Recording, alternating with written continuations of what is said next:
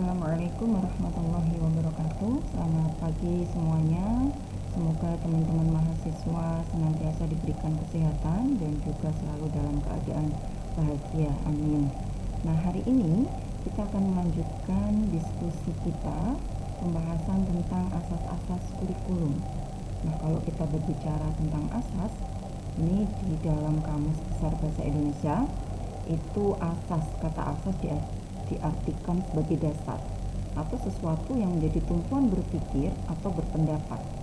Nah, sementara kata kurikulum kemarin sudah kita bahas bersama, itu diartikan sebagai seperangkat rencana dan pengaturan mengenai tujuan, isi, dan juga bahan pelajaran, serta di dalamnya juga mencakup tentang cara yang digunakan sebagai pedoman kegiatan pembelajaran. Tujuannya untuk apa sih? Ada tujuan, isi, bahan pelajaran, cara yang digunakan untuk pembelajaran itu. Tujuannya apa? Semuanya kita susun. Nah, tujuannya untuk mencapai tujuan pendidikan tertentu. Itu tertuang dalam Undang-Undang Nomor 20 Tahun 2003 pada pasal 1 ayat 19. Jadi, pembahasan hari ini tentang asas-asas kurikulum itu nanti kita akan membahas tentang apa saja sih atau sesuatu yang bisa dijadikan dasar berpikir dan juga bertindak dalam pembuatan kurikulum. Karena kalau kita membuat kurikulum itu tidak asal membuat, tetapi ada dasar-dasar berpikir dan juga bertindak yang harus diperhatikan, yang harus dijadikan acuan, yang harus dijadikan pedoman dalam membuat kurikulum. Nah, yang pertama ini ada 4 asas-asas kurikulum yang akan kita bahas. Yang pertama adalah asas psikologis, kemudian asas sosiologis, asas filosofis, dan juga asas organisatoris. Ada 4 asas-asas yang dapat digunakan sebagai acuan dalam penyusunan kurikulum. Yang pertama, kita bahas yang pertama dulu. Kita bahas yang pertama, yaitu asas psikologis. Jadi, ketika kita membuat kurikulum atau menyusun sebuah kurikulum, itu kegiatan-kegiatan yang dirancang, didesain di dalam kurikulum itu harus mengacu pada hal-hal yang bersifat psikologi. Artinya apa? Karena ini nanti yang kita ajar, subjek dan juga objek pendidikan itu kan anak. Jadi, kita harus memperhatikan, mengacu pada hal-hal yang bersifat psikologi dengan memperhatikan beberapa aspek. Ada aspek ketakwaan, cipta, kemudian rasa, karsa, karya, bahkan kita juga harus memperhatikan terkait dengan aspek kesehatan sosial dan juga individu masing-masing anak begitu. Nah, di dalam asas psikologis ini itu ada 2 yang harus diperhatikan. Meliputi apa saja asas psikologis itu? Yang pertama adalah psikologi anak dan juga yang kedua psikologi belajar. Jadi asas psikologis ketika kita menyusun kurikulum harus memperhatikan asas psikologis, yaitu hal-hal yang berkaitan dengan psikologi. Nah, psikologi sendiri ini meliputi 2 hal. Yang pertama adalah yang harus diperhatikan adalah psikologi anak, yang kedua psikologi belajar. Kita bahas yang pertama dulu, psikologi anak. Kalau kita berbicara tentang sekolah ya, pada dasarnya sekolah itu didirikan itu kan untuk anak. Artinya apa? Untuk kepentingan anak, bukan untuk kepentingan pendidik. Ini yang harus kita ingat, yang harus kita pahami bersama, bahwa sekolah itu didirikan untuk anak, untuk kepentingan anak. Sehingga kegiatan-kegiatan yang ada di sekolah itu harus menunjukkan atau menciptakan situasi-situasi yang memungkinkan anak dapat belajar mengembangkan bakatnya. Begitu ya. Jadi ini yang harus kita pahami bersama. Bukan didirikan untuk pendidik, tapi sekolah itu didirikan untuk anak. Sehingga nanti dengan demikian anak itu tidak lagi dipaksa untuk menyesuaikan diri dengan bahan pelajaran yang didesain tidak sesuai dengan kebutuhan dan juga bakat yang diinginkan oleh anak, tidak sesuai dengan kondisi anak. Makanya ketika kita menyusun kurikulum harus kita perhatikan psikologi anak, karena sekolah itu untuk kepentingan anak yang belajar di sana untuk mengembangkan bakatnya. Maka di sini yang harus diperhatikan ketika kita menyusun atau mengembangkan sebuah kurikulum terkait dengan psikologi anak, yang pertama adalah yang perlu kita pahami bersama, anak itu bukan miniatur orang dewasa. Ingat bahwa anak bukan miniatur orang dewasa. Contoh seperti ini, ketika kita punya anak, nah dulu itu kita mungkin sebagian orang tua sering menyampaikan kepada anaknya seperti ini, kamu harus jadi dokter ya, karena dulu ibu itu pengen jadi dokter tapi belum kesampaian, makanya kamu harus jadi dokter. Nah ingat, kita tidak boleh seperti itu. Anak bukan miniatur orang dewasa, anak punya bakatnya sendiri, anak punya kemampuannya sendiri, sehingga bukan keinginan orang tua kita berikan kepada anak, tetapi apa sih bakat anak itu yang harus kita kembangkan. Bukan karena wah kamu harus jadi guru ya, karena dulu itu bapak itu pengen jadi guru tapi bapak belum kesampaian jadi guru, makanya kamu harus jadi guru. Tidak boleh seperti itu. Nah ini yang harus kita perhatikan ketika kita mengembangkan kurikulum. Kemudian yang kedua adalah fungsi sekolah itu diantaranya adalah mengembangkan pribadi anak seutuhnya.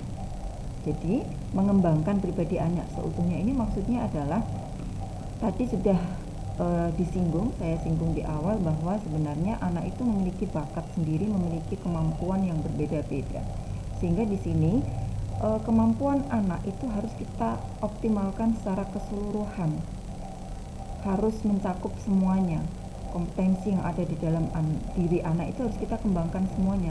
Misalnya kita tidak boleh hanya mengembangkan kemampuan kognitifnya saja, tapi harus afektif, kemudian psikomotoriknya juga harus menjadi pertimbangan dalam penyusunan kurikulum. Bagaimana sih nanti ketika kita menyusun kurikulum itu, apakah memang benar-benar ini sudah dapat mengembangkan kompetensi anak secara utuh, ataukah hanya terpusat pada kemampuan kognitif anak saja? Nah ini juga harus diperhatikan, karena di sini fungsi sekolah itu tidak hanya mengembangkan sebagian kompetensi anak, tetapi seluruh kompetensi yang dimiliki oleh anak. Makanya melalui kurikulum yang disusun itu sebisa mungkin harus mencakup kompetensi yang dapat digunakan untuk mengembangkan kemampuan anak. Kegiatan-kegiatan itu maksudnya kegiatan-kegiatan itu harus diusahakan dapat mengembangkan kompetensi seutuhnya yang dimiliki oleh anak. Kemudian yang perlu diperhatikan lagi, faktor yang perlu diperhatikan lagi adalah bahwa faktor anak ketika kita mengembangkan kurikulum ya, faktor anak ini memang benar-benar harus diperhatikan dalam pengembangan kurikulum. Faktor anak, kenapa faktor anak itu harus benar-benar diperhatikan ketika kita melakukan pengembangan kurikulum atau menyusun kurikulum? Karena tadi sudah disampaikan di awal, di sini sekolah itu adalah tujuannya adalah untuk kepentingan anak, bukan kepentingan dari pendidik. Makanya di sini faktor anak itu memang benar-benar harus diperhatikan dalam penyusunan kurikulum. Kemudian ketika kita mengembangkan kurikulum itu juga harus diperhatikan bahwa sebenarnya mindset kita harus dirubah. Anak itu bukan sebagai objek pendidikan, tetapi anak itu selain sebagai objek belajar juga sebagai subjek belajar. Ini yang harus diperhatikan. Jangan sampai ketika kita menyusun dan mengembangkan kurikulum, ternyata kegiatan-kegiatan yang sudah kita desain itu mengarah kepada anak ini sebenarnya adalah objek. Jadi kalau nanti kita pemahamannya bahwa anak itu objek belajar, maka yang ada nanti adalah teacher center. Nah makanya ini harus kita rubah mindset kita. Anak ini adalah bukan hanya sebagai objek belajar, tetapi sebagai subjek belajar, sehingga di sini anak itu harus menjadi pusat pendidikan, harus berpusat pada peserta didik, student center. Nah kalau kita sudah memiliki mindset yang seperti itu, maka nanti rumusan-rumusan di dalam kurikulum itu, mulai dari tujuan, kegiatan pembelajarannya itu seperti apa, itu nanti akan diarahkan kepada berpusat pada peserta didik, berpusat pada anak. Jadi kegiatan-kegiatan itu dilakukan oleh anak, bukan dari pendidik. Nah ini yang perlu diperhatikan ya. Selanjutnya yang perlu diperhatikan adalah tiap anak ini memiliki keunikan dan ciri-ciri tersendiri. Setiap anak, baik itu anak kembar sekalipun, itu tidak ada yang berbeda, tidak ada yang sama.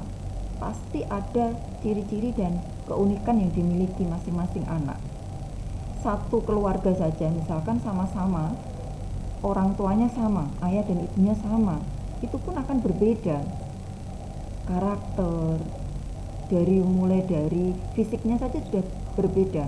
rambutnya, tingginya, besar badannya, suaranya itu berbeda, apalagi yang berkaitan dengan psikis anak, kemampuan anaknya bagaimana, kemampuan intelijensinya itu bagaimana, bakatnya apa, itu akan berbeda. Maka setiap anak kita harus pahami bersama bahwa setiap anak itu unik, memiliki keunikannya masing-masing. Mereka pasti berbeda. Tadi sudah saya katakan bahwa anak kembar sekalipun itu pasti berbeda. Anak kembar sekalipun itu pasti berbeda dari karakternya, sifatnya. Coba perhatikan yang punya tetangga anak kembar itu pasti juga bisa menilai, oh yang satu itu lebih pendiam ya, yang satu itu lebih aktif. Nah itu juga itu dari sekian banyak.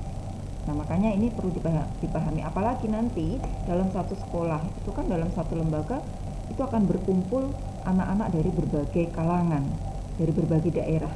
Maka di sini harus diperhatikan itu kurikulum hendaknya mempertimbangkan keunikan anak. Mengapa demikian? Agar nanti sebisa mungkin itu anak berkembang sesuai dengan bakatnya, karena tadi anak memiliki keunikan yang berbeda. Sementara salah satu fungsi sekolah adalah untuk mengembangkan pribadi anak seutuhnya. Nah kalau kurikulum itu kita desain hanya untuk fokus pada anak yang seperti ini misalkan, nanti yang anak yang tidak seperti itu nanti tidak akan bisa mengembangkan bakatnya begitu. Makanya kurikulum itu hendaknya sebisa mungkin nanti didesain untuk dapat mengembangkan semua bakat anak sesuai dengan bakatnya masing-masing, sesuai dengan keunikan anak masing-masing, begitu ya. Nah, meskipun tadi sudah disampaikan bahwa masing-masing anak itu berbeda, tetapi masing-masing anak juga memiliki beberapa persamaan. Makanya di sini sebagian kurikulum itu dapat disamakan, karena tadi ya, meskipun anak itu memiliki keunikan, tapi dalam beberapa hal itu pasti memiliki kesamaan, begitu ya. Jadi kurikulum itu juga bisa didesain nanti apa sih yang kira-kira memang nanti bisa disamakan, kemudian yang sudah mengarah kepada keunikan masing-masing anak itu apa. Nah itu semuanya harus diperhatikan. Nah terkait dengan asas psikologi itu tidak hanya yang berkaitan dengan psikologi anak saja. Nah kalau hal-hal yang berkaitan dengan psikologi anak tadi sudah kita bahas. Nah sekarang selain psikologi anak yang harus diperhatikan juga ketika kita mau mendesain kurikulum, mau menyusun kurikulum, mau mengembangkan kurikulum, juga harus memperhatikan psikologi belajar. Artinya apa? Psikologi belajar itu bagaimana sih anak itu belajar, karena tadi setiap anak memiliki keunikan masing-masing.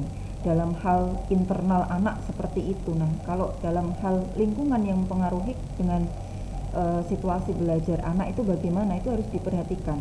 Contohnya seperti ini, gaya belajar anak itu berbeda. Gaya belajar, kalau mungkin yang punya adik kecil atau anak itu bisa melihat, oh kalau anak saya itu nggak mau diem ya, anak saya itu tidak mau diem, adik saya itu tidak mau diem, tapi adik saya yang nomor 2 itu anaknya pendiam begitu. Nah ini juga nanti akan mempengaruhi bagaimana anak itu belajar. Ada anak yang tipe belajarnya itu secara visual, artinya apa, dia cukup melihat itu sudah tahu. Tapi ada anak yang tidak bisa seperti itu.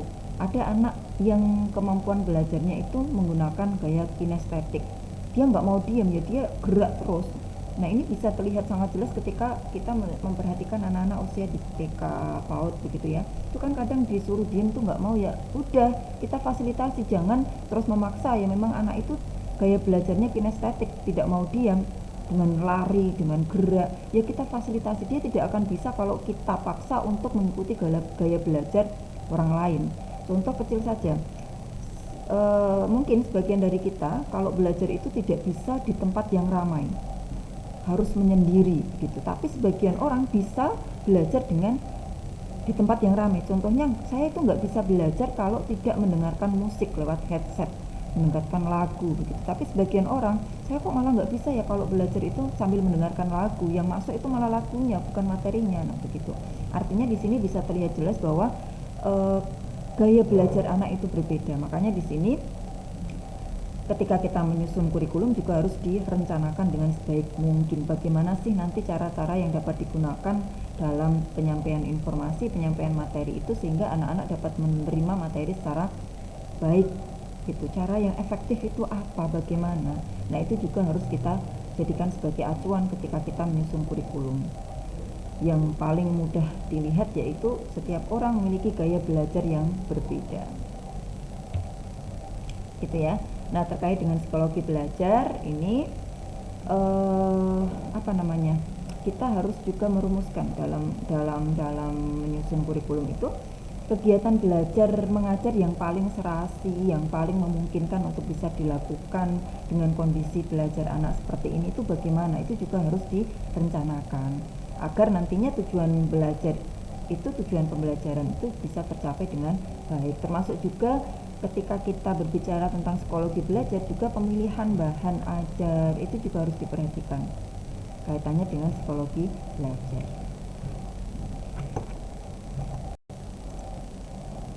Nah, yang kedua adalah asas sosiologis. Asas sosiologis ya, ini berkaitan dengan pemahaman kita bahwa anak itu tidak bisa hidup sendiri.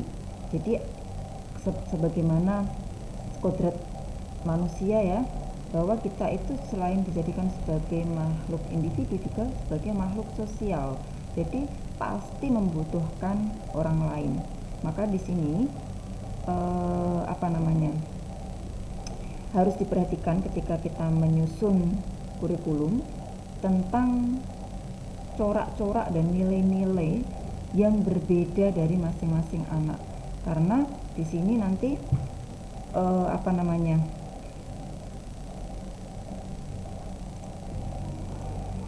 karena tadi anak tidak dapat hidup sendiri karena kodratnya sebagai makhluk sosial, maka di sini anak itu akan selalu hidup dalam suatu masyarakat. Nah, sementara tiap masyarakat itu mempunyai norma-norma, kemudian adat kebiasaan yang berbeda-beda. Sehingga norma-norma, kemudian adat kebiasaan yang berbeda itu harus dikenalkan, harus disampaikan kepada anak. Sehingga nanti ketika mereka terjun ke dalam masyarakat tidak shock begitu, tahu, oh normanya seperti ini, adatnya seperti ini, jadi saya harus seperti ini. Nah, nantinya mereka akan dapat mewujudkan melalui tingkah laku mereka. Makanya di sini norma, adat dan sebagainya itu harus dikenalkan. Salah satunya ketika kita menyusun kurikulum, maka di sini harus mempertimbangkan masyarakat itu.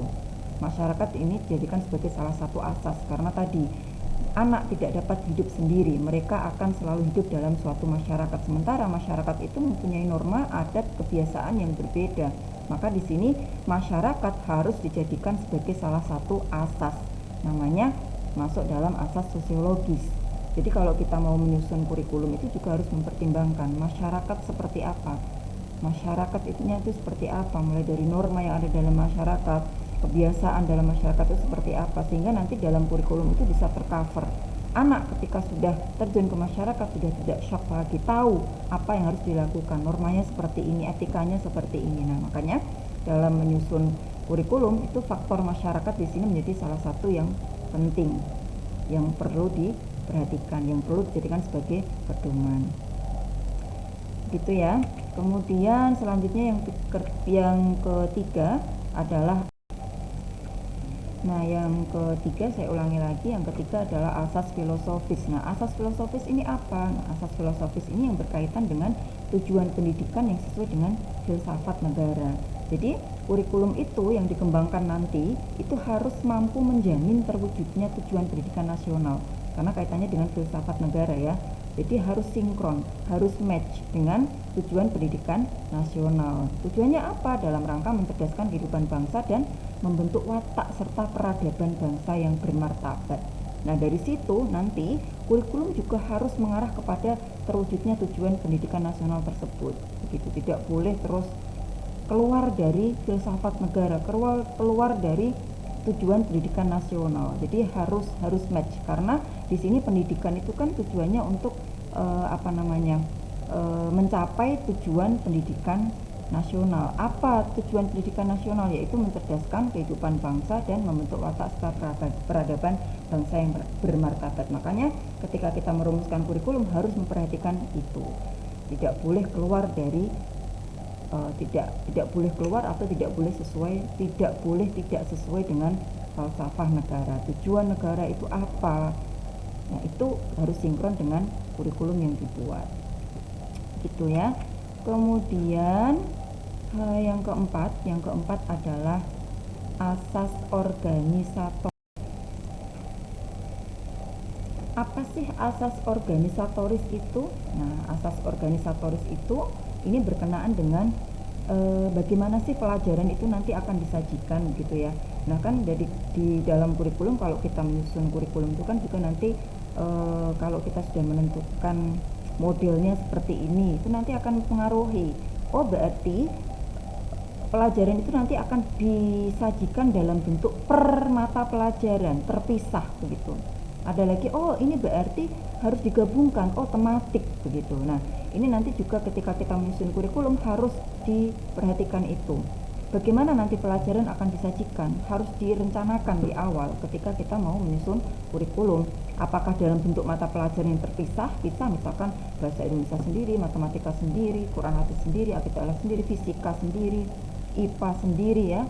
Nah, ataukah memang diusahakan adanya hubungan antar pelajaran satu dengan pelajaran yang lain, antara mata pelajaran satu dengan pelajaran yang lain, misalnya nih dalam bentuk broad field atau bidang studi, misalkan IPA, IPS saja.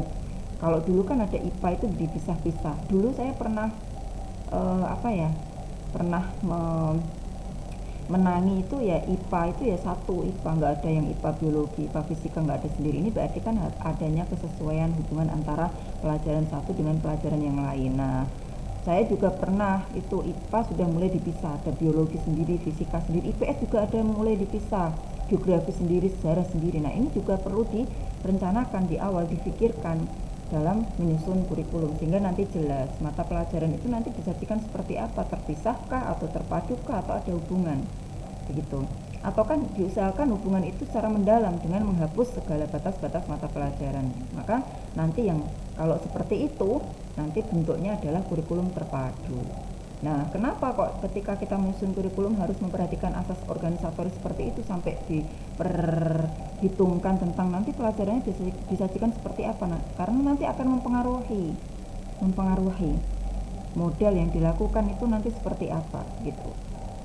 Ya, jadi ini yang harus diperhatikan ketika kita mengembangkan kurikulum. Ada asas psikologis tadi, kemudian ada asas filosofis, kemudian asas sosiologis, dan juga asas organisatoris. Yang keempat asas ini harus diperhatikan secara keseluruhan ketika kita menyusun kurikulum. Tidak boleh hanya diambil, oh saya hanya ambil asas psikologis saja, asas yang lain saya nggak peduli. Begitu tidak boleh. Ketika kita menyusun kurikulum ya harus keempat-empatnya itu harus diperhatikan semuanya, harus dipakai semuanya, harus dijadikan sebagai pedoman semuanya. Tidak boleh hanya kita ambil satu, misalkan asas sosiologis saja, tidak boleh. Jadi keempat-empatnya itu harus dipakai semuanya ketika kita menyusun kurikulum, harus dijadikan sebagai pedoman semuanya ketika kita menyusun kurikulum. Begitu ya. Nah, ini yang dapat kita sampaikan untuk topik hari ini, yaitu tentang asas kurikulum. Nanti kita akan melanjutkan ke topik berikutnya ya. Sekian dari saya. Wassalamualaikum warahmatullahi wabarakatuh.